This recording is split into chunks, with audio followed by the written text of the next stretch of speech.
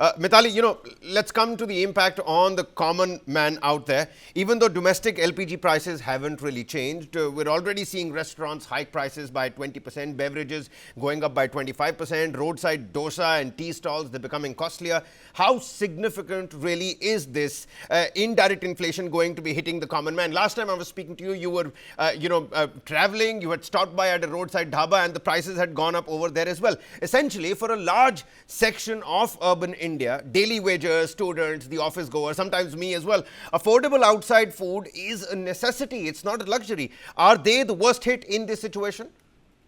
So thanks a lot for having me on this discussion. I think it's a very, very complex situation because very honestly, when we are talking and we are at Nicole Associates, we've been talking to a number of industry groups. MSMEs are honestly amongst the worst to be impacted because it's not only the restaurants and dhabas anymore, in the first month of this crisis, it was the restaurants and dhabas that were immediately hit because they couldn't actually adapt. Now, what we're seeing is the restaurants, at least the mid-level restaurants, have actually gone ahead and invested in alternative modes of cooking, like induction cook stoves. They've permanently changed their menus, many of them.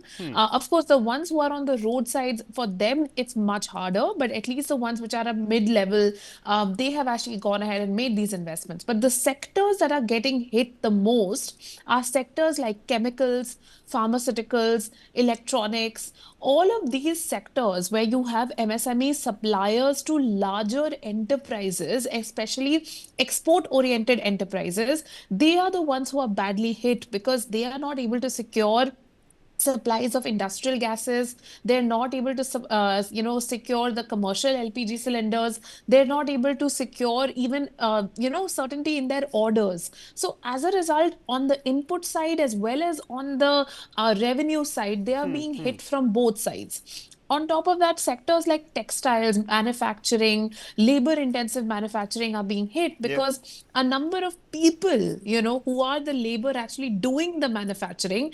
Now, when their cost of living goes up, what's the reaction? The reaction is we're going back to our villages. And that's exactly what we're seeing. We're seeing trends of reverse migration starting to increase across major Indian cities and people going back to rural areas to say, look, we'll come back to the city when this all gets sorted out. And that's creating a situation for MSMEs being, losing out on their labor. So honestly, for MSMEs across sectors, but particularly these 4 or 5 sectors that I've just mentioned, it is a very, very difficult scenario. It's a scenario of survival, and what they really need in a time like this is working capital support, just the way it was given during COVID-19. If we all remember the package, that was given from the government side, a lot of people are talking Yeah. about reducing taxes. I'm actually not in favor of tax reductions. I do feel that the government has already made an All right. exception with the excise tax reduction.